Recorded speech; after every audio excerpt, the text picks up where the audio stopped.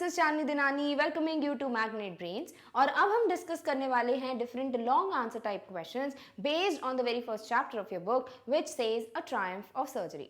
Now this chapter is written by James Herriot. तो आपको long answer type questions अगर कोई भी आते हैं फ्रॉम दिस पर्टिकुलर चैप्टर तो you should be aware about the name, जिसे आप लिख सकते हो जेम्स हेरियट और doctor James Herriot, doctor Herriot, mister Herriot, then the veterinary surgeon, narrator, writer. यानी इन्हीं के लिए आप इतने वेरियस वर्ड्स यूज कर सकते हो इन योर आंसर्स।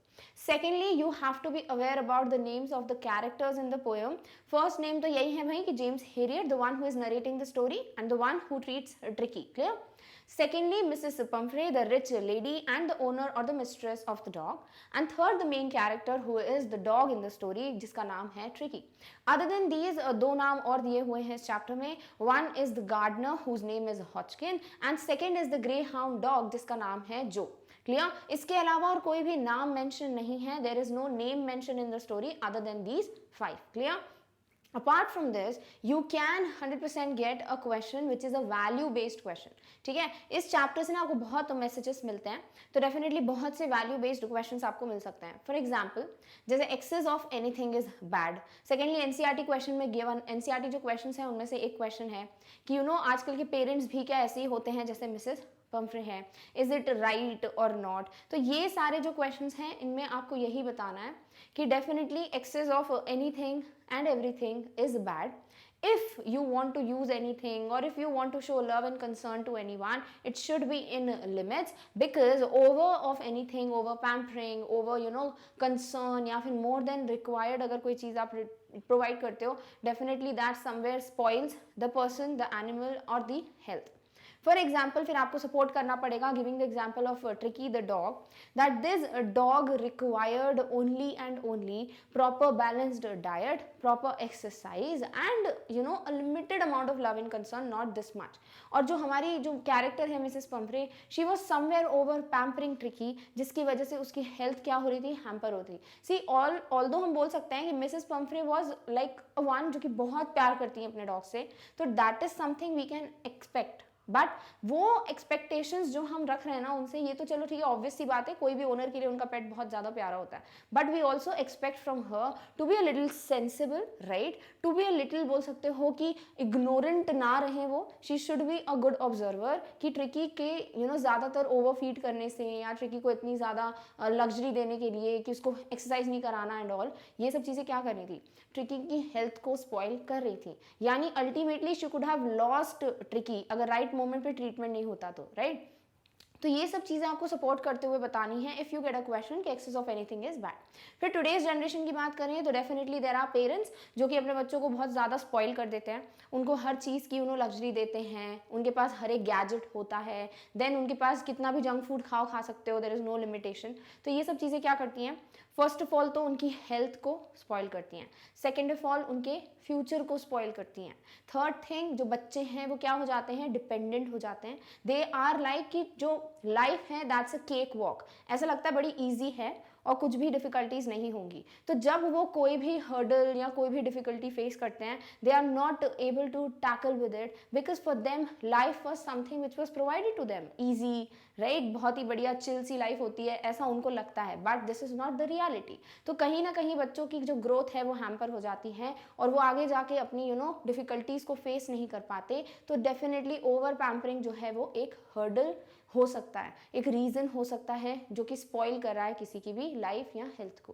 क्लियर? तो यहाँ पे हमें यही क्वेश्चंस आ सकते हैं. अदर देन दीज आपको कैरेक्टर स्केच आ सकता है कि जेम्स हेरियट से आप क्या सीखते हो, देन मिसेस पंफ्रे जो है वो कैसी लेडी थी, ट्रिकी के बारे में कुछ बताइए, ठीक है, या फिर उसका ट्रीटमेंट कैसे हुआ, was James Herriot right at his place when he was consuming the things which were sent for Tricky.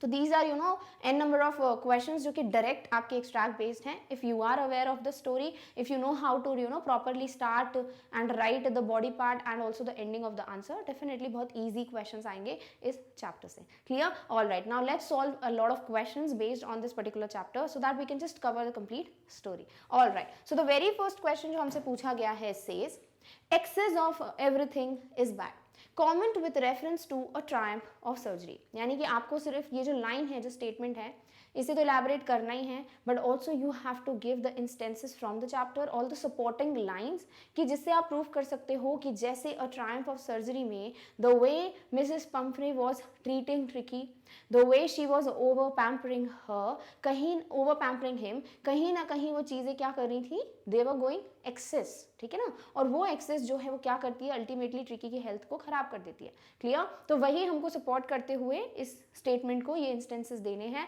And also we have to give our point of view based on this statement. Clear? So let's check the answer of this question is, it is rightly said that excess of everything is bad. तो always keep one thing in mind कि whether you get a question जहाँ पे आपको एक statement को prove करना है, या there is a thought जिस पे आपको अपना point of view रखना है, try to agree with it or disagree with it in the beginning, or try to tell कि it is rightly said or it is wrongly said. Clear? If you write this statement, then definitely you have a right beginning of your answer. Clear? तो हमने यहाँ पहले तो agree कर लिया कि definitely this is correct कि excess of everything is bad, and what we should do is we should avoid this. हमें हमेशा एक्सेस किसी भी चीज की अवॉइड करनी चाहिए। Mrs. Pumphrey was a rich woman who loved her dog very much. Now in this chapter we'll give the supporting lines. ठीक है, इस चैप्टर से वो इंस्टेंसेस बताएंगे, एग्जांपल्स बताएंगे, जिससे this answer would be properly mention. तो Mrs. Pumphrey was a rich woman who loved her dog very much. She loved to live a comfortable and lavish life and also wanted her dog to spend a similar one. Obviously she was rich, तो उनके लिए सारी facilities, lavish life, luxurious life जीना normal था, और वो यही same चीज किसे देना चाहती थी, अपने dog को। She had maintained a wardrobe full of coats and raincoats for Tricky, और वो इतनी ज़्यादा lavish life थी उसकी कि उसके पास एक पूरा wardrobe है raincoats का और different coats का।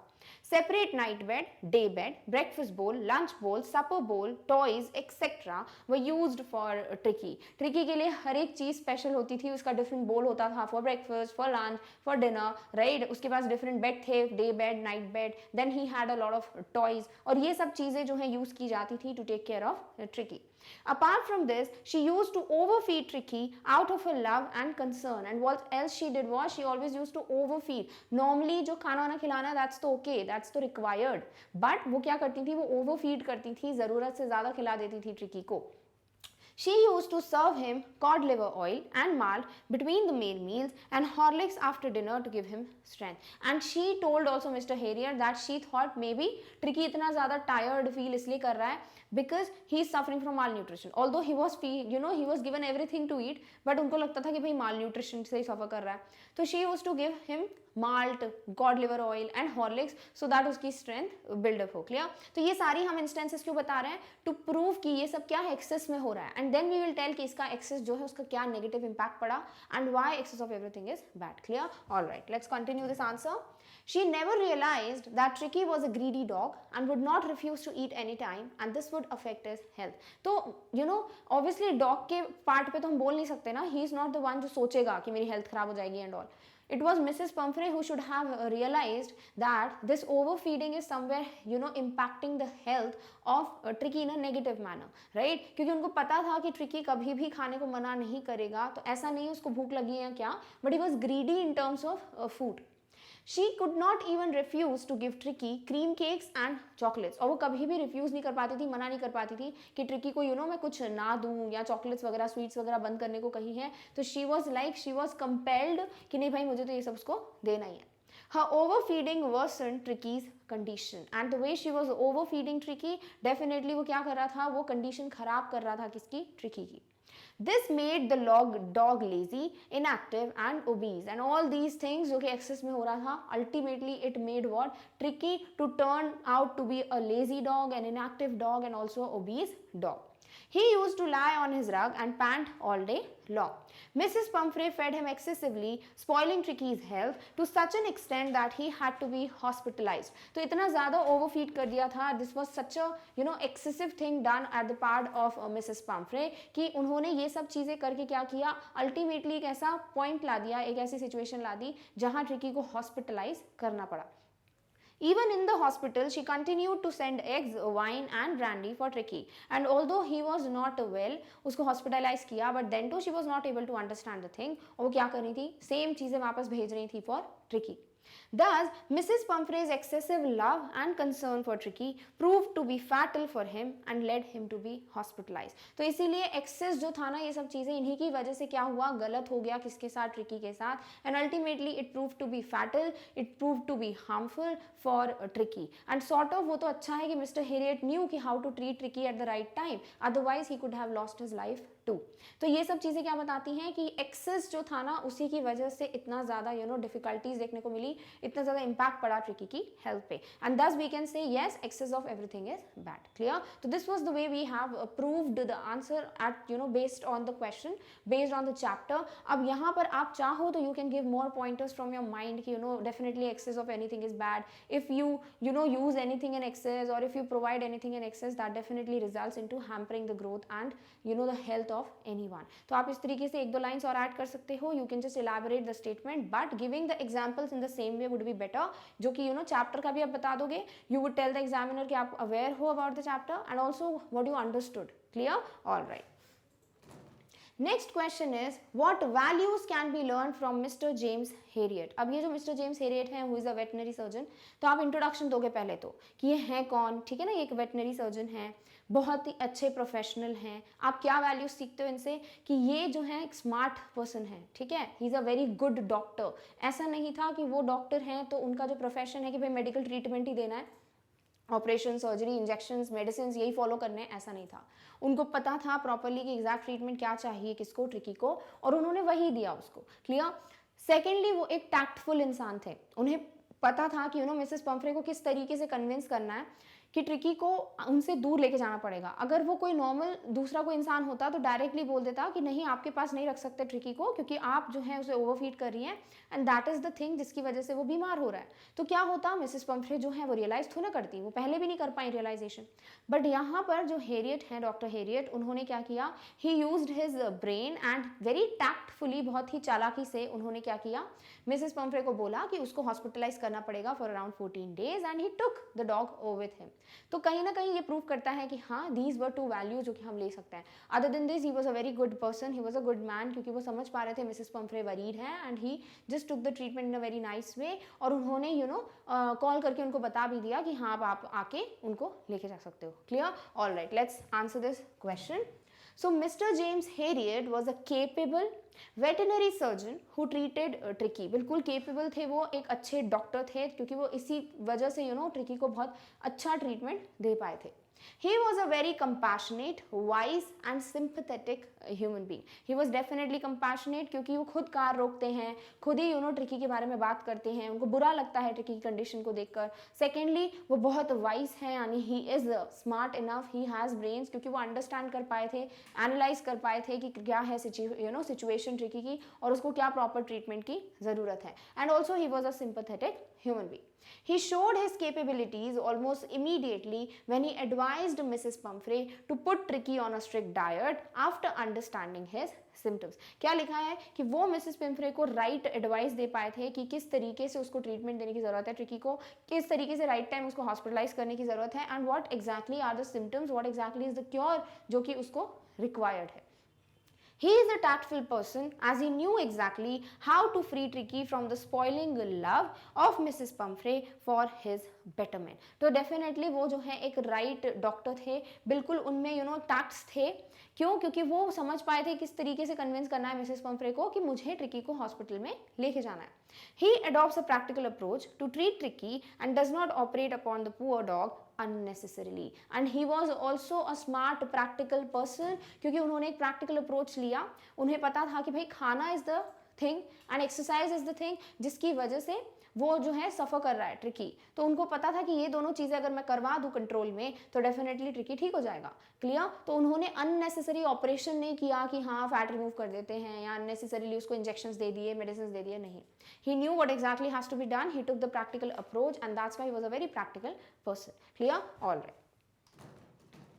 Mr. James was a caring and polite individual as he successfully reduced Mrs. Pumphrey's anxiety about Tricky's recovery patiently, क्योंकि वो जो है समझ पा रहे थे कि मिसेस पंफ्रे बहुत ज़्यादा टेंशन में है, वरीड हैं, तो वो उनको बता देते हैं कि डेफिनेटली वो ठीक हो गया है, और वो बहुत अच्छे से उसका ध्यान रख रहे थे, उन्होंने वही किया जो करना चाहिए था, तो वो बहुत अच्छे इंसान भी थे. He was Indeed caring and polite person.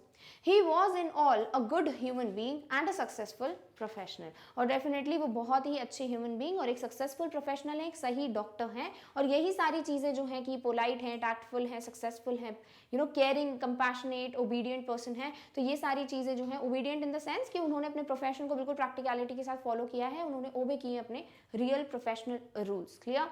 तो ये सारी चीज़ें जो हैं हमको सीखने को मिलती हैं. तो these are the values which you can take from mister James Herriot in your life. Clear? All right. Next is, do you think parents like Mrs. Pumphrey exist? Is it good or not? तो definitely there are parents जो कि अपने बच्चों को बहुत ज़्यादा spoil कर देते हैं. उनको लगता है ऑन देयर पार्ट अगर हम बोले, उनकी जगह पर रखें अपने आप को, तो डेफिनेटली हम उनकी सोच जो है वो समझ सकते हैं कि वो अपने बच्चों से बहुत प्यार करते हैं, and because of love and concern वो इस तरीके के डिसीजंस लेते हैं. ठीक है?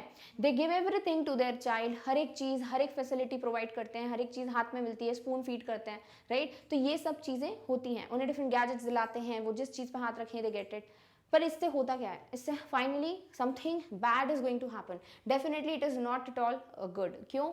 Because till the time they get all these things, वो तब तक तो क्या हो जाएगा, उनको आदत पड़ जाएगी. Right? They would become habitual of getting everything very easily in their life. और जब कुछ अचीव करने की बात आएगी, जब ऐसा मोमेंट आएगा लाइफ में when they have to work hard to get something in their life, तब जो है असली इशू होगा. राइट? तो समवेयर इट वुड बोल सकते हो result into hampering the career और the life of the child. क्यों? Because ultimately he would think कि ये तो बहुत इजीली मिल जाएगा, and he would that much only put efforts, उतने एफर्ट्स वो डालेगा, but something different will happen. वो डिफिकल्टीज आएंगी, वो हर्डल्स आएंगे, कॉम्पिटिशन्स आएंगे, and then that person would feel upset, distressed, and would not be able to tackle the situation. Clear? तो जो पेरेंट्स हैं ऐसे, जैसे मिसेस पंफ्रे अपने डॉग के लिए हैं, वैसे डेफिनेटली आजकल पेरेंट्स भी हैं जो कि अपने बच्चों को बड़ा स्पॉइल कर देते हैं, और ये कहीं ना कहीं सही नहीं है. Clear? So let's answer this question. Yes, parents like Mrs. Pumphrey definitely exist. Try to agree as I told you. तो definitely यहाँ पर first statement में हमने agree कर दिया कि हाँ, हम believe करते हैं कि ऐसे parents exist करते हैं. They spoil their children by making sure all their demands are met.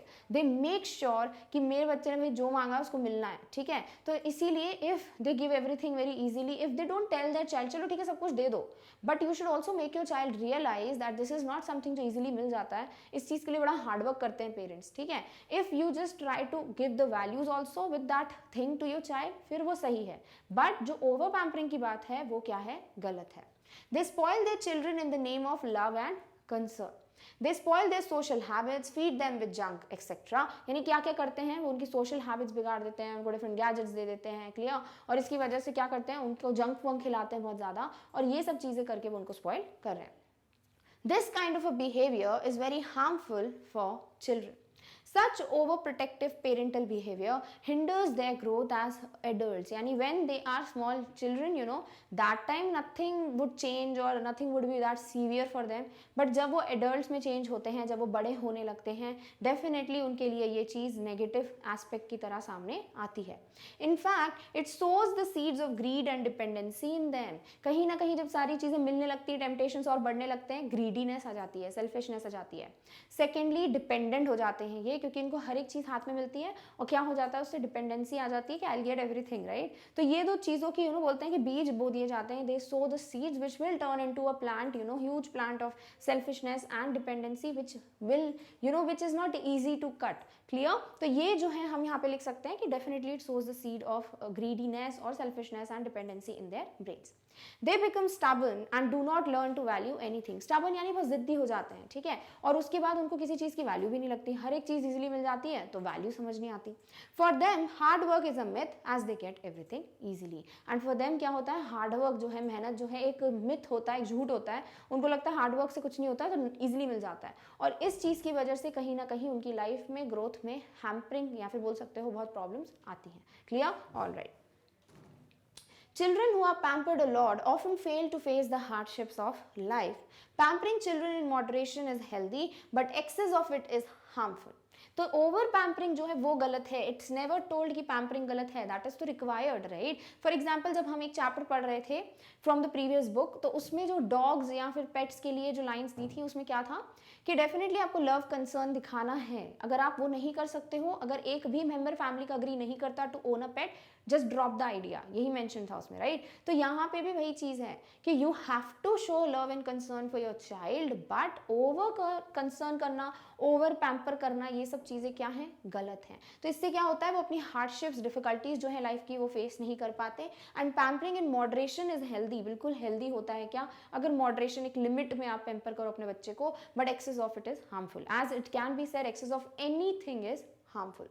It is not just bad for humans but also for animals, as we see in the story A Triumph of Surgery. और ये चीज़ हम इस chapter में भी देख सकते हैं कि ह्यूमंस के लिए ही नहीं बल्कि एनिमल्स के लिए भी किसी भी चीज़ का ओवर हो जाना, एक्सेसिव हो जाना, ओवर पैम्परिंग करना, सब क्या होता है, हार्मफुल होता है। क्लियर? तो this way we would answer this question. Done? All right. Next question is write the brief character sketch of Mrs. Pumphrey. Mrs. Pumphrey के बारे में सब बताना है हमको। वो एक रिच लेडी हैं, वो इग्नोरेंट हैं, वो कहीं ना कहीं बहुत ज़्यादा एक्सेसिव प्यार करती हैं अपने डॉगी से।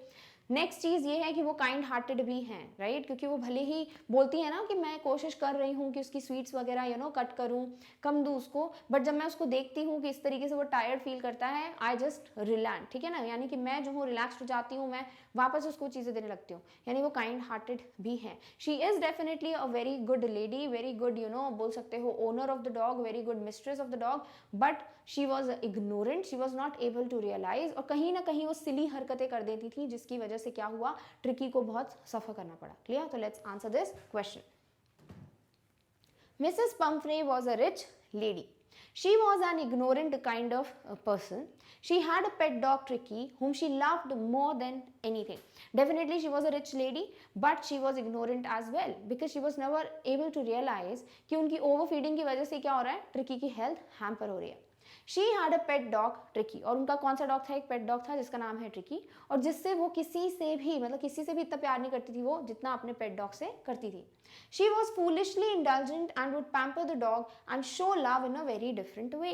You should B indulgent in the things, but foolishly, बिना आंखें बंद करके, बिना दिमाग खोले अगर आप किसी चीज़ में इंडल्ज हो जाते हो तो वो क्या करेगा, that would not give you anything good, right. तो वो फ्रूट जो है that would never be sweet if you are foolishly indulgent. If you are wise enough, अगर आप जो हो समझदारी से ट्रीट करो, जैसे कि मिसेस पंफ्रे जो है, if she would have taken care of tricky in a very बोल सकते हो वाइज मैनर, तो फिर ये सब चीज़ें होती नहीं। तो she was indulgent but foolishly indulgent and would pamper the dog and show love in a very different way. और उनका तरीका जो था बहुत ही अलग था, हर चीज़ में वो खाना, हर चीज़ में उसको आराम कराना, यही सब था उनके लिए लव और concern. She overfed Tricky, which was the major problem. She showed her concern by giving him rich and extra diet between meals like malt, cod liver oil, which finally made Tricky ill. और वो अपना प्यार, अपना concern जो है in different variety of जो है ना हाई न्यूट्रिएंट वाले फूड हैं वो दे देकर दिखाती थी कि अगर ट्रिकी जो है वो फील अच्छा नहीं कर रहा, अगर वो मोटा भी हो रहा है, वो टायर्ड भी है, तो भी खाना ही खिलाना है उसको, बिकॉज उसको न्यूट्रिएंट्स की ज़रूरत है। तो ये सब चीज़ें वो करती थी ना कि माल्ट देना, कॉड लिवर ऑयल देना, इससे कहीं ना कहीं ट्रिकी और बीमार हो गया। She did not follow instructions of mister James harrier, यानी जो डॉक्टर हैं, जो वेटरनरियन सर्जन हैं, उनके इंस्ट्रक्शंस कभी फॉलो किए ही नहीं, किसने, मिसेस पंफ्रे ने। She pampered her pet, which had a wardrobe of clothes for every season, different bowls for each meal, toys and what not. और इतना पैम्पर किया जाता था कि उसके पास हर एक चीज़ थी। डिफरेंट रेन कोट्स का वार्डरोब भरा पड़ा था, डिफरेंट वेदर्स के हिसाब से डिफरेंट कोट्स का वार्डरोब था, हर एक चीज़ के लिए डिफरेंट टॉय था, बोल्स भी डिफरेंट थे कि अगर उसको ब्रेकफास्ट करना है तो डिफरेंट बोल है, लंच करना है तो डिफरेंट बोल है, सपर के लिए डिफरेंट बोल है। तो ये सब चीज़ें जो हैं उसके पास थी, विच काइंड ऑफ बताते हैं कि कितना ज़्यादा एक्सेस में ओवर पैम्पर किया जा रहा था। Her way of loving was not normal, and this was definitely not normal. There are people who love their pets a lot, just like they would love their children. But इतना over pamper जो है कोई नहीं करता, इतना foolishly indulgent होना गलत है. Clear? All right. But she was also a kind-hearted lady who finally burst into tears while parting with her dog. But definitely she was a kind-hearted lady, बहुत soft-hearted lady थी वो, क्योंकि जब वो tricky से दूर जाती है तो उनको बड़ा बुरा लगता है, and she kinds of almost fainted and she was crying a lot. She had all human qualities as she did not forget to thank Mr. Harriet at the end. She was grateful towards Mr. Harriet. ऐसा नहीं था कि वो tricky के emotions में आकर भूल ही गई थैंक यू बोलना, नहीं. She indeed said that I don't know how can I thank you for this, right? तो वो एक grateful person भी थी, वो डेफिनेटली एक अच्छी इंसान थी. बस थोड़ी सी बात थी कि वो अपने डॉग से कुछ ज़्यादा ही प्यार करती थी. So Mrs. Pumphrey was a rich, ignorant, anxious, silly, tender-hearted, simple and a grateful person. तो ये वो सारे adjectives हैं जो आप इनके character के साथ use कर सकते हो. You can elaborate each of the adjective giving the examples and then you have a complete character sketch of Mrs. Pumphrey. Done? All right. Next question is, Tricky lived a luxurious life. Elaborate. यानी वही सारे pointers mention करने हैं कि उसको different खाना खिलाया जाता था. हर एक चीज़ के लिए उसके पास डिफरेंट एक चीज़ें थी कि बोल भी डिफरेंट है, बेड भी डिफरेंट है, डिफरेंट टॉयज़ हैं. And the way she Mrs Pumphrey उसके लिए एग्स भेजती थी 2 dozen each day. Secondly wine भेजना, ब्रांडी भेजना फॉर द डॉग. ये सब चीज़ें क्या बताते हैं कि ये सब जो लाइफ है, जो लैविश लाइफ है, वो डॉग को दी जा रही थी, ट्रिकी को दी जा रही थी. तो definitely tricky had a very luxurious and lavish life. Clear? All right, let's answer this question. So Tricky is thoroughly pampered by his mistress, Mrs. Pumphrey. तो बहुत अच्छे से पैम्पर किया जा रहा है, completely पैम्पर किया जा रहा है किसको? ट्रिकी को. He became hugely fat, like a bloated sausage with a leg at each corner. और इसी की वजह से वो बहुत ज़्यादा मोटा हो गया. ऐसा लग रहा था कि कोई सोलन सा ब्लोटेड सा सॉसेज है जिसके चारों तरफ पैर लगे हैं. His eyes bloodshot and rheumy, stared straight ahead, his tongue lolls from his jaws. और ऐसी उसकी कंडीशन थी कि आंखें बिल्कुल bloodshot, rheumy सी हो रही थी और उसका टंग जो है वो हैंग आउट कर रहा था from his jaws. Mrs. Pumphrey thought that Tricky was suffering from malnutrition. और ये सब चीज़ें देखकर उनको लगता है कि वो malnutrition से सफ़र कर रहा है. अब ये क्यों बता रहे हो? क्योंकि इसके बाद ही हम बताएंगे कि उसको फैसिलिटीज़ कितनी मिलती थी. क्लियर? तो पता चलेगा कि हाँ उसकी एक लग्जूरियस लाइफ थी. So she has been giving him some little extras between meals to build him up. Some malt and cod liver oil and a bowl of Horlicks at night to make him sleep. तो उसको वो different चीज़ें खाने को देती हैं. वो malt है, क्वाड लिवर ऑयल है, हॉर्लिक्स का बोल है ताकि उसको अच्छी से नींद आए. तो ये सारी चीज़ें उसको दे रही हैं इन बिटवीन द मील्स. यानी apart from the meals he was also given these things. तो डेफिनेटली क्या हुआ? पॉइंट 1 कि हाँ उसकी एक लग्जूरियस लाइफ है. Above all, he gets cream cakes and chocolates. Now we know Tricky is very fond of these sweet things. तो ये सब चीज़ें भी उसको एक्सेस में मिलती हैं. तो क्या है? ये भी कहीं ना कहीं बताता है कि he was definitely over pampered. He had a full wardrobe of coats and raincoats. Now a dog has all complete wardrobe of coats and raincoats. तो definitely prove करता है कि again he was living what a luxurious or a lavish life. Clear? Or when he was being taken to the hospital, the house staff rushed to bring his day bed, night bed, favorite cushions, toys and rubber rings, breakfast bowl, lunch bowl, supper bowl. यानी कि ये सारी चीज़ें हम क्यों mention कर रहे हैं? क्योंकि इतनी डिफरेंट वेराइटियाँ, इतने डिफरेंट कमोडिटीज़ जो हैं वो एक डॉग के पास हैं. तो डेफिनेटली ये क्या बताते हैं कि उसकी लाइफ बिल्कुल लैविश और लग्जूरियस थी. When Dr. Harriet informs Mrs. Pumphrey that the little fellow is convulsing rapidly, she begins to send fresh eggs, wine and brandy to build him up.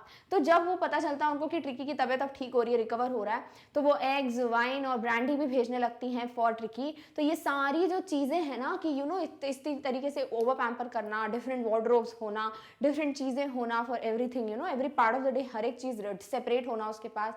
Then eggs, wine, brandy ये सब भेजना उसको, chocolates खिलाना, cream cakes खिलाना, हर एक चीज़ क्या बताता है कि Tricki had every facility and luxury in life. Thus he indeed lived a very luxurious, very lavish life. Clear? All right. Next is give a brief character sketch of Tricki. अब देखो tricky का character sketch मतलब ये नहीं कि tricky की values बतानी है. आप सॉर्ट ऑफ ये बताओगे ट्रिकी कैसा दिखता था, किस तरीके के पॉइंटर्स थे, कैसे वो अडेप्ट हो रहा था सर्जरी में, कैसे उसको ओवर पैम्पर किया जाता था, ये सब चीज़ें आप बताओगे. विच मीन्स कि आपको ट्रिकी के बारे में जो कुछ भी चैप्टर में मेंशन है you have to tell everything regarding that. Clear? All right, let's answer this question. So Tricky was a dog. पहले तो यही बताओगे राइट. जैसे अगर आपने बात की जेम्स हेरियट की तो आप बता रहे थे कि he was a veterinary surgeon. तो यही चीज आप यहाँ पे डॉग इसके लिए बताओगे कि ट्रिकी क्या है? एक डॉग है. He was pampered by a rich mistress Mrs Pumphrey. और वो बहुत पैम्पर्ड था किसके थ्रू? एक रिच मिस्ट्रेस, रिच ओनर के थ्रू जो कि है Mrs Pumphrey. She loved him like his son. और वो उससे उतना ही प्यार करती थी जितना कि कोई अपने बेटे से करे. He was given every luxury and as a result he became hugely fat like a blotted sausage with a leg at each corner. और वो जो है उसको इतना ज़्यादा पैम्पर किया गया, इतना ज़्यादा प्यार देती थी उसको कि वो जो है एक सोलन सॉसेज टाइप में चेंज हो गया था. इट वॉज लाइक कि एक सॉसेज है जो कि पूरी तरीके से फुल गया है और उसके चारों तरफ क्या है, एक लेग है. His eyes bloodshot and rheumy stared straight ahead, his tongue lolled from his jaws. So definitely उसकी eyes rheumy, बिल्कुल bloodshot और उसकी जो tongue loll out कर रही है from the jaw. तो इससे क्या पता चल रहा था कि he was not well. He had different beds, bowls and toys. He is greedy and never refuses food. उसके पास हर एक चीज़ सेपरेटली है भाई. different bowls हैं, different beds हैं, different toys हैं और वो एक greedy dog है. किस terms में कि उसको जब भी खाना दे दो he would eat it. वो कभी refuse नहीं करेगा कि नहीं मेरा पेट भरा हुआ है. His mistress gives him some little extras between meals to build him up, some malt and cod liver oil and a bowl of Horlicks at night to make him sleep. तो उसकी लाइफस्टाइल कैसी थी कि भाई उसको हर एक चीज़ मील के बीच में कुछ डिफरेंट न्यूट्रिएंट्स मिलते थे. जैसे उसको कॉड लिवर ऑयल मिल जाता था, उसे बार्ले या माल्ट दिया जाता था. देन उसको रात को नींद आए तो उसके लिए एक बोल ऑफ हॉर्लिक्स भी बनाया जाता था. तो उसको जो है हर एक फैसिलिटी प्रोवाइड की गई. So we will tell everything which we know about Tricky from this chapter. He is fond of cream cakes and chocolates. अब ये भी उसके बारे में ही राइट कि ट्रिकी को क्रीम केक्स और चॉकलेट्स बहुत पसंद हैं. He enjoyed playing in the company of other dogs in the hospital and also he was able to adapt बोल लीजिए या he was able to just mingle up with the other dogs and he started playing and enjoying with the other dogs in the hospital. He was a kind, sensible and grateful dog. Definitely वो kind dog है क्योंकि किसी दूसरी जगह पे जाके जो कि इतना pampered होगा dog, उसे कह सकते हो कि बहुत ज़्यादा aggressive भी हो सकता था. But he was not like that. He was very kind. He was sensible dog. उसको समझ आ रहा था कि हाँ मुझे यहीं रहना है तो वो अपनी जो है लोगों बाकी डॉग्स के साथ मिंगल अप कर पा रहा था. उसके लिए एक्स्ट्रा बोल रखा तो वो खाना खा रहा था तो उसको समझ आता है सब. एंड ग्रेटफुल डॉग क्योंकि वो बहुत अच्छे से रह रहा था किसके साथ, मिस्टर हेरियट के साथ. ऐसा नहीं है मिस्टर हेरियट ने उसको 2 दिन खाना नहीं दिया, सिर्फ पानी दिया तो he could have been aggressive. ये ऐसा हो सकता था कि वो इतने अच्छे से बिहेव नहीं करता विथ मिस्टर हेरियट, नहीं. बट ऐसा नहीं है, वॉज एबल टू अंडरस्टैंड कि हाँ भाई दिस इज द पर्सन जो मेरे को मेरा ध्यान रख रहे हैं. तो वो जो है हमेशा अच्छे से सेंसिबली एक अच्छे डॉग की तरह बिहेव कर रहा था. Clear? All right. Next is over pampering is not only bad for human but also for animals. Elaborate in the light of the story A Triumph of Surgery. अब देखो ये sort of ऐसे ही questions हम बोलेंगे repeat होते जाएंगे. It's just the way of answering them. जैसे excess of everything is bad में आप वही words use करोगे जिसमें excess की बात हो रही है. ठीक है, यहाँ आपको बताना है कि कैसे animal के लिए ये fatal proof हुआ. तो over pampering animals की बात कर लो, humans की बात कर लो, किसी के लिए भी क्या है, negative ही है. अगर हम सिर्फ ह्यूमंस की बात करते हैं तो हम ऑलरेडी देख चुके हैं कि जो बच्चों के पेरेंट्स उनको ओवर पैम्पर करते हैं वो एक तरीके से उनको स्पॉइल कर रहे हैं, उनकी ग्रोथ को हैम्पर कर रहे हैं और कहीं ना कहीं उनको डिफिकल्टीज फेस करना कैसे सिखाना है वो भूल जाते हैं. क्लियर? वहीं एनिमल्स की बात करें तो हम लेंगे एग्जाम्पल ऑफ ट्रिकी कि कैसे ट्रिकी को बहुत प्यार करती थी उनकी ओनर, जो कि अच्छी बात है. बट ओवर फीड करना, ओवर कंसर्न दिखाना, ओवर पैम्पर करना क्या करता है, ट्रिकी की हेल्थ के लिए negative as a result negative result provide करता है. राइट? यानी ट्रिकी की हेल्थ अल्टीमेटली क्या हो रही है, बहुत ज़्यादा खराब हो रही है. वो इल है, सिक है, इतना वो इस तरीके से बीमार पड़ जाता है कि he never showed any interest in anything, he was inactive completely. Clear? तो ये जो है हम ह्यूमंस के लिए बोलें या एनिमल्स के लिए बोलें, definitely this statement is standing true in sense of these. Clear? All right, let's answer this question.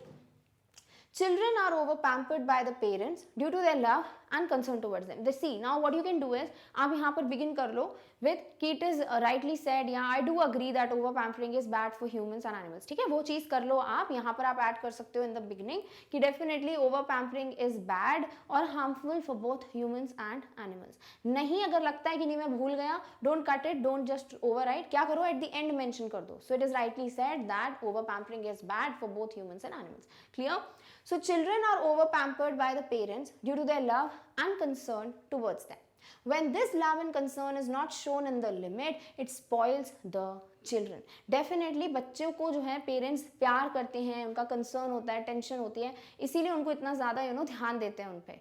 But जब ये लिमिट क्रॉस कर देता है, यानी आप जो इतना प्यार करते हो, कंसर्न करते हो, अगर वो लिमिट्स में नहीं दिखाते हो तो क्या होता है, बच्चा जो है वो स्पॉइल हो जाता है. Over pampering hampers their growth. Definitely somewhere it is making their growth to just lower down. कहीं ना कहीं उनकी ग्रोथ रुक जाती है. In the story A Triumph of Surgery, a dog Tricky is over-pampered by his wealthy mistress, Mrs. Pumphrey. अब हम आएंगे चैप्टर की बात पे क्योंकि हमको एनिमल्स का भी प्रूफ करना है, ठीक है। तो इस चैप्टर में जो ट्रिकी एक डॉग है वो ओवर पैम्पर किया गया है बाय हिज वेल्दी मिस्ट्रेस, यानी जो बिल्कुल रिच लेडी है, रिच ओनर है, जिनका नाम क्या है, Mrs Pumphrey. She believes that her little dog is suffering from mall nutrition, so she gives him some little extras between meals to build him up। और उनको लगता है कि उनका जो डॉग है वो माल न्यूट्रिशन से सफर कर रहा है, बल्कि वो बहुत मोटा है, बोला है ना Solan sausage, but although she can see that the dog is getting very fat, उनको लगता है भैया तो माल न्यूट्रिशन से सफर कर रहा है, और इसीलिए उसको जो है लिटिल डिफरेंट चीज़ों की एक्स्ट्राज देती रहती हैं between the meals, some malt and cod liver oil and a bowl of Horlicks at night to make him sleep।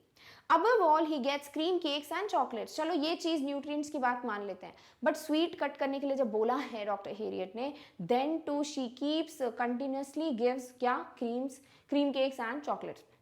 Humans की भी बात करें तो वी नो क्योंकि बच्चे बहुत जिद करते हैं, जैसे कि I want to eat junk, अगर हम उनको देखें कि वो बीमार हो रहे हैं, द डॉक्टर टेल्स कि ये जंक खाता है इसलिए बीमार हो रहा है, तो पेरेंट्स आर लाइक नहीं now I follow the strict diet for him और कोई जंक फूड नहीं मिलेगा। बट जो ओवर पैम्पर्ड होते हैं बच्चे, अगर वो बोलेंगे कि नहीं I want to have junk food, मुझे ये तो खाना ही है, तो पेरेंट्स क्या करते हैं, चलो ठीक है एक बार में क्या होगा, राइट, उससे कहते हैं ओवर पैम्परिंग, यानी you know that this is harmful for your kid. Here Mrs Pumphrey knew that this is harmful, sweets are harmful for her dog, but then too she continuously gave him cream cakes and chocolates। Clear? All right. To make the things worse, he had been doing no exercise। चलो ये सब खिला दिया, but exercise तो करा सकते थे नहीं, वो टायर्ड है, वो थक जाएगा, तो इस चक्कर में वो उसको एक्सरसाइज भी नहीं कराती थी। तो this made this not making tricky do exercise was worsening the situation. When Dr. Harriet takes the dog to his vet hospital, it seems all the items of Tricky's comfort would be sent with him। तो जब doctor Harriet जो है dog को कहाँ लेके जाते हैं, hospital, यहाँ पे लिखना चाहिए टू हॉस्पिटल, तो ऐसा लगता है कि सारे ही आइटम्स जो है ट्रिकी के कंफर्ट के वो उसको भेजे जाते हैं। ऐसा होता है ना, सारी चीज़ें लेकर आ जाते हैं उनके लिए जितने भी मेड और सर्वेंट्स हैं। Even during his stay at the hospital, Mrs Pumphrey tries to provide him all the comforts. और इवन उसके स्टे के टाइम पे, यानी कि जब वो रह रहा है हॉस्पिटल में, उसके लिए हर एक चीज़ आने लगती है जब when she gets to know कि वो रिकवर कर रहा है। She sent eggs, wine and brandy for Tricky, but Dr. Harriet deals with the situation cleverly and the dog cures rapidly to return back to his mistress। but यहाँ पर doctor Harriet जो है वो देखो वो पैम्पर कर रहे हैं बट ओवर पैम्पर नहीं कर रहे, तो उन्होंने प्रैक्टिकली अप्रोच लिया, बिल्कुल सोचा कि हाँ ट्रिकी को किस चीज़ की ज़रूरत है, और उस हिसाब से वो उसको बिल्कुल प्रैक्टिकल अप्रोच के साथ क्योर करने की कोशिश कर रहे थे। Thus over pampering is not only bad for humans but also animals. तो डेफिनेटली भले ही ह्यूमंस के लिए तो हमें पता है ओवर पैम्परिंग बैड है, बट इस चैप्टर से, इस पूरे बोल सकते हो इस पूरे एलैबोरेशन से हमें समझ आता है कि डेफिनेटली एनिमल्स के लिए भी ओवर पैम्परिंग क्या है, नेगेटिव एस्पेक्ट है। Clear? All right, let's answer the next question. Is the narrator as rich as Tricky's mistress? तो हमें पता है कि ऐसे आपको देखो लिखना पड़ेगा कि डायरेक्टली नहीं बताया है, not told directly, but we can say कि डेफिनेटली वो इतने रिच नहीं थे, अमीर नहीं थे जितनी कि मिसेस पम्फ्रे है। पता है क्यों? क्योंकि उन्होंने जो भी चीज़ें नोटिस की कि एक सेपरेट वार्डरोब होना of rain quotes and quotes for the dog, जिस तरीके से वो उसको सब कुछ खिला रही हैं, ओवर फीड कर रही हैं, उसको एक्सरसाइज नहीं करा रही, जब वो अपनी इतनी लंबी 30 फीट ब्लैक मेटल कार में आती हैं तो वो देखकर भी वो शॉक हो जाते हैं, शॉफर है वो देखकर शॉक हो जाते हैं, जिस तरीके से वो एग्स भेजती हैं, वाइन भेजती हैं, ब्रांडी भेजती हैं, और जो नरेटर है वो इतने खुश हो जाते हैं, इसका मतलब वो इतने रिच नहीं है। ठीक है, हमें नहीं पता वो रिच है भी कि नहीं, वो पुअर है कि नहीं, वो चीज़ों पे डिस्कस नहीं करना, बट कंपेयर करना है कि क्या उतने ही रिच है जितनी कि मिसेस पम्फ्रे है, तो डेफिनेटली नहीं। क्यों? क्योंकि अगर वो इतने रिच होते तो वो शॉक्ड नहीं होते ये सारी चीज़ों को देखकर। Clear? All right, let's answer this question. So though not clearly stated, there are instances in the story which suggest that the narrator is not as rich as Tricky's mistress, Mrs. Pumphrey। तो बोला है भले ही directly नहीं बताया, but बहुत से instances हैं जिससे पता चलता है, प्रूफ होता है कि डेफिनेटली जो मिस्टर हेरियट हैं वो इतने रिच या वेल्दी नहीं है जितनी कि मिसेस पम्फ्रे हैं। The narrator is able to provide Tricky with a warm, loose box as a bed, whereas at Mrs. Pumphrey's house, Tricky has a day bed, a night bed, cushions, toys, rubber rings, a breakfast bowl, a lunch bowl, a supper bowl, a whole wardrobe of tweed coats, and perhaps many more things। यानी कि जब narrator लेकर जाते हैं hospital में किसको, tricky को, तो वहाँ पे उसको एक वार्म लूज बॉक्स देते हैं सोने के लिए, ठीक है, मतलब ये है वो जो उसको प्रोवाइड कर सकते हैं वहाँ पर। बट अगर ट्रिकी के घर पे हम आ जाते हैं या ट्रिकी मिसेस पंफ्रे के हाउस में देखें तो उसके लिए हर एक चीज़ है, उसके लिए डिफरेंट डे बेड है, नाइट बेड है, डिफरेंट बोल्स हैं, कोट्स हैं, वार्डरोब्स हैं, यू नो, तो डेफिनेटली ये सब चीज़ें क्या बताती हैं कि मिसेस पंफ्रे बहुत ज़्यादा रिच हैं और नरेटर इतने रिच नहीं हैं। Then, secondly, on hearing from the doctor about Tricky's gradual recovery, Mrs. Pumphrey sends along 2 dozen eggs at a time, along with the bottles of wine and brandy, all in order to help in Tricky's speedy recovery. और जैसे ही उनको पता चलता है कि tricky ठीक हो रहा है तो वो इतनी सारी चीज़ें भेजने लगती हैं, 2 dozen eggs, वाइन, ब्रांडी। वो चाहें तो वो थोड़ा थोड़ा पार्ट्स में भेज सकती थी, but she is very rich, तो वो ये सब कुछ डेली भेजती थी, क्लियर। और ये सब से क्या हुआ, इस सब से नरेटर वॉज वेरी हैप्पी, उनके पार्टनर्स बड़े खुश थे एंड दे वर टेम्प्टेड कि ट्रिकी को परमानेंट गेस्ट की तरह रख लेते हैं, right. But everything is consumed by the narrator and his partner. See, अगर नरेटर इतने रिच होते तो कभी भी ये सब चीज़ें कंज्यूम नहीं करते, वो खुद की ही चीज़ें खाते, राइट। और वो क्या करते हैं, वो ये सब चीज़ों को मे बी डॉग्स को दे देते, ठीक है, या फिर वो ये चीज़ें इन्फॉर्म कर देते मिसेस पंफ्रे को कि ये सब चीज़ें हार्मफुल हैं फॉर ट्रिकी, क्लियर। तो यहाँ डेफिनेटली अगर वो ये सब कंज्यूम कर रहे हैं इसका मतलब वो इतने रिच नहीं है। The narrator is very happy to consume extra eggs daily, enjoy wine and brandy. This shows that narrator became happy when he got all this, which means he is not as rich as Mrs. Pumphrey. Thus, all these instances show that narrator is definitely not as rich or wealthy as Mrs. Pumphrey, and she lived a very luxurious life. तो इतनी lavish, इतनी luxurious life जो है वो narrator की तो थी ही नहीं, और definitely जितना Mrs. Pumphrey को बोल सकते हो वो rich है, उतना narrator rich नहीं है, clear? All right. Next question is, whose method could be regarded the better of the two, Mrs. Pumphrey's or Mr. Harriet, to treat Tricky? तो यहाँ पूछा है किसका जो है मेथड ऑफ ट्रीटमेंट ज़्यादा सही था। तो पहले तो मेथड्स पता होना चाहिए। मिसेस पंफ्रे पे आते हैं, उनके हिसाब से every problem has just one solution, that is good food, right. तो जब भी उनको लगता है कि ट्रिकी की तबीयत खराब है, उसको वो टायर्ड है, उसको कुछ भी अच्छा नहीं लग रहा, तो उनको क्या लगता है कि उसको खाना देना है, अच्छा खाना देना है, न्यूट्रिएंट्स देने हैं, माल्ट देना है, कॉड लिवर ऑयल देना है, हॉर्लिक्स देना है, इतना ज़्यादा उसको क्रीम, चॉकलेट सब कुछ खिलाती हैं, and even eggs, wine, brandy ये सब भेजती हैं, मतलब ये खिलाती भी होंगी वो ट्रिकी को पहले, राइट। तो ये सब उनका मेथड था। और यहाँ मिस्टर हेरियट का मेथड क्या था कि रूट कॉज ही क्या था इलनेस का ट्रिकी की, खाना और लैक ऑफ एक्सरसाइज। तो उन्होंने वो कॉज समझा। जो यहाँ मिसेस पंफ्रे हैं, she was emotionally blind, she was just thinking everything in terms of love and concern, और वो चीज़ गलत थी। तो डेफिनेटली मिस्टर हेरियट का जो मेथड है वो प्रैक्टिकल अप्रोच है, वो बिल्कुल सही था। And he what ever approach he took, what ever cure he was able to provide to Tricki, that was considering the basic practical approaches, that was considering the analysation he made after seeing Tricki's health, clear. अगर यहाँ Mrs Pumphrey जो है वो सही होती तो वो क्या करती, वो डॉग को अच्छे से एनालाइज कर पाती, जो कि वो उनके साथ रहता है पूरा टाइम, तो she could make out, right, कि मोटा हो गया है, ओबीस हो गया है, तो भाई वॉक कराना पड़ेगा, वॉक करा देती हूँ फिर खाने को दे दूंगी, राइट। बट सबसे सही अप्रोच किसका था, ऑब्वियसली मिस्टर हेरियट का, क्योंकि उनके अप्रोच से वो ठीक हुआ था, बीमार नहीं हुआ था, clear. All right, let's answer this question. So Mrs. Pumphrey loved Tricky, her pet dog, very much. When she found that Tricky was no more active and energetic, she tried to give more nutrients in his food to make him more energetic, like malt, cod liver oil, and a bowl of Horlicks, an extra diet of cream cakes and chocolates. तो उनका method क्या था कि Mrs Pomfrey को लगता था कि अगर वो एक्टिव नहीं है, इनएक्टिव है, और कुछ भी गलत हो रहा है, कि वो इतने अच्छे से रिस्पॉन्स नहीं कर रहा, घूमता नहीं है, इसका मतलब उसके पास न्यूट्रिएंट्स नहीं है, वो माल न्यूट्रिशन से सफ़र कर रहा है, और इसीलिए वो इतनी ज़्यादा एक्स्ट्रा चीज़ें उसको खिलाती थी ताकि उसमें एनर्जी आए, और उसको कभी क्या कह सकते हो, क्रीम केक्स और चॉकलेट्स पसंद थे, और मिस्टर हेरियट ने मना किया था, फिर भी वो कंटिन्यूसली उसको स्वीट्स दे रही थी। इसका मतलब this was the approach and which was totally wrong approach. But she was not giving him exercises. In fact, Tricky was not suffering from any disease. Mr. Harriet found out that the main cause of his ailment, that is his greed for overeating. और mister Harriet जो है वो इस चीज़ को पता कर पाए थे, यानी मिसेस पंफ्रे जो है कभी एनालाइज नहीं करती थी, वो तो डायरेक्टली इमोशनली इसको खिलाती रहती थी। बट मिस्टर हेरियट ने ये देखा कि उसका प्रॉब्लम ही यही है कि वो बहुत ग्रीडी है खाने को लेकर, और वो ओवर फीडिंग जो है ना, वो जो ओवर कंजम्पशन कर रहा है खाने का, वही है रीजन फॉर द, बोल सकते हैं, टायर्डनेस। तो उसको कोई बीमारी नहीं थी, it was just the fat, it was just the over consumption of the food, जो कि इस तरीके की सिचुएशन पे लीड कर रहा था। Mr. Harriet gave him a controlled diet, recovered him from lethargy caused by overeating and excessive fat. Definitely उसको एक proper diet दी, उसको properly exercise कराते थे, जिसकी वजह से वो active हुआ और उसकी tiredness, lethargic जो उसका condition था, वो सब improve हुए. Clear? All right. So Mr. Harriet's, everywhere it is E, right? All right.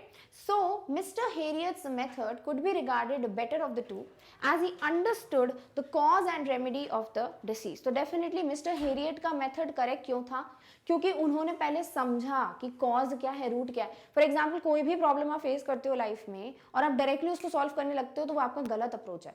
अगर आप ये एनालाइज करते हो कि उसका रूट कॉज क्या है, भाई फाइनली एक ऐसा क्या चीज़ है जिसकी वजह से ये प्रॉब्लम हुई है, तो ही आप उसका राइट सोल्यूशन फाइंड कर पाओगे. सेम चीज जो कि मिस्टर हेरियट ने की, he was able to understand the root cause and then he was able to provide the solution और come up with the treatment, और दैट्स व्हाई उनका मेथड क्या है, वे बेटर है than what Mrs Pumphrey was doing. He was able to treat the dog by being strict with him regarding diet and physical activities. तो वो ये जो दोनों चीजें फॉलो करते हैं, उसको एक्टिविटीज भी कराते हैं फिजिकल, और एक स्ट्रिक्ट डाइट फॉलो करते हैं. इसकी वजह से ही जो ट्रिकी एक ब्लोटेड सॉसेज जैसा लग रहा था, वो एक लिथ मस्कुलर एनिमल में चेंज हो जाता है. Clear? All right. Next question is what treatment was given to Tricki by doctor Herriot, यानी कि उन्होंने क्या एग्जैक्टली ट्रीटमेंट दिया. तो वो सब चीजें हम बताएंगे कि फॉर 2 days तो उनको खाने को कुछ नहीं दिया, पानी देते थे, फिर उसके लिए एक एक्स्ट्रा बोल रखा, खाना खाने लगा, डिफरेंट डॉग्स के साथ उसकी एक्टिविटीज होती थी, और यही प्रॉपर ट्रीटमेंट था जिसकी वजह से ट्रिकी ठीक हो पाया था. Clear? All right, let's answer this question.